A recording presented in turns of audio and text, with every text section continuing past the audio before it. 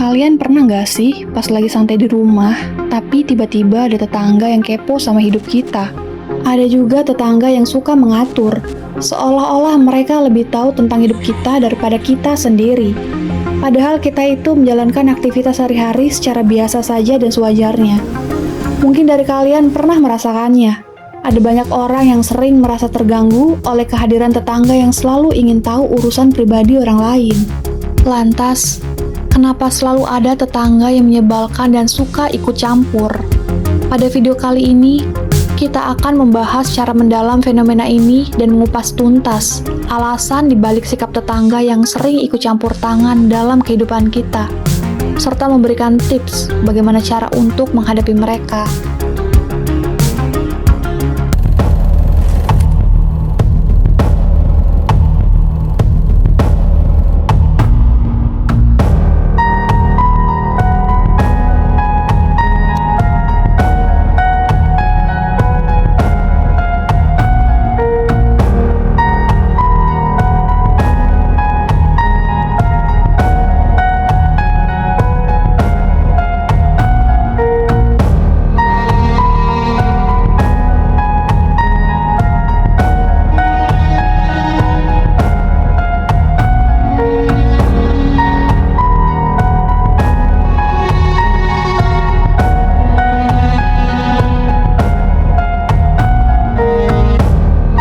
Disclaimer ya guys, jadi cerita ini kita dapat dari berbagai sumber yang sudah beredar di media sosial dan sudah kita rangkum. Untuk lebih jelasnya, yuk kita bahas di True Story.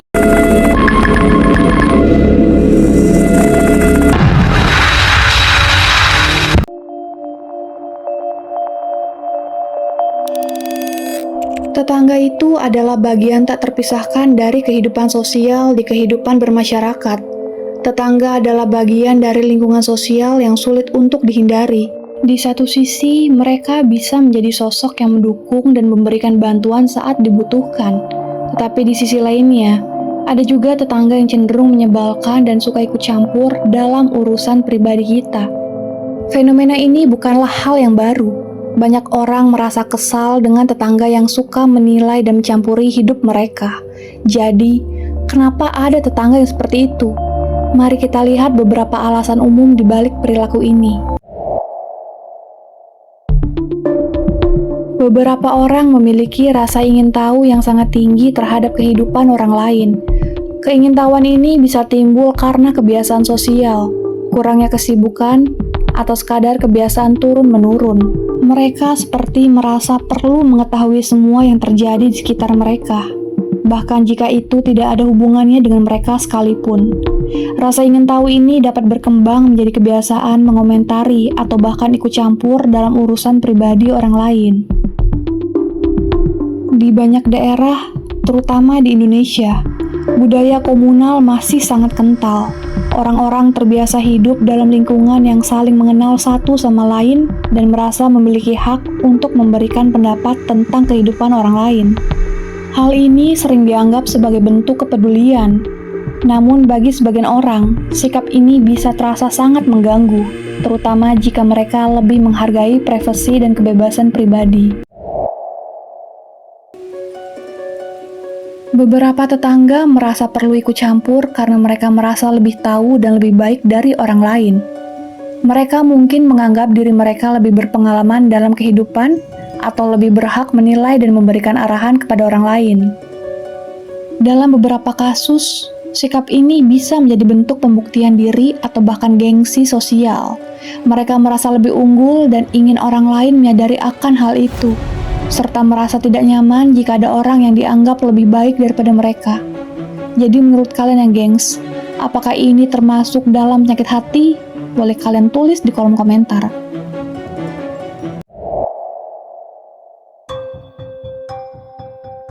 Orang yang memiliki banyak waktu luang atau tidak memiliki pekerjaan tetap cenderung lebih banyak memperhatikan urusan orang lain. Tanpa kegiatan yang menyibukkan, mereka bisa merasa bosan dan mengisi kekosongan waktu dengan berbicara tentang kehidupan orang di sekitar mereka. Hal ini seringkali berkembang menjadi gosip yang tidak terkendali, sementara mereka sama sekali tidak menyadari bahwa telah melanggar batas privasi orang lain dan begitu semena-mena. Hal ini seringkali berkembang menjadi gosip yang tidak terkendali, sementara mereka sama sekali tidak menyadari bahwa telah melanggar batas privasi orang lain dan begitu semena-mena. Dalam banyak komunitas, ada norma sosial yang mengatur perilaku dan ekspektasi tertentu terhadap kehidupan pribadi. Misalnya, seseorang yang belum menikah di usia tertentu atau yang belum memiliki anak bisa menjadi bahan obrolan yang menarik atau bahkan untuk dikritik. Begitu juga dengan gaya hidup atau pilihan hidup yang berbeda, yang kadang dianggap tidak sesuai dengan norma. Pada titik ini, tetangga yang merasa berhak memberikan penilaian bisa mencampuri urusan pribadi dengan alasan mereka hanya peduli atau ingin membantu, walau terkadang ucapan mereka bisa menyakiti dan memberikan rasa trauma bagi orang lain.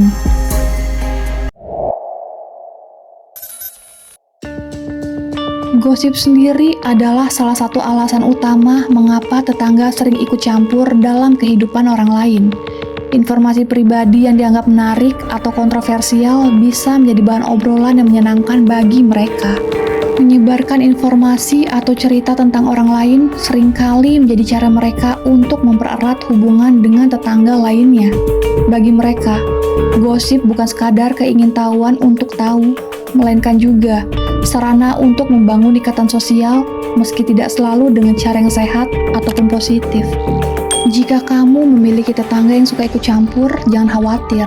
Ada beberapa cara yang bisa kamu lakukan untuk menghadapinya dengan tenang.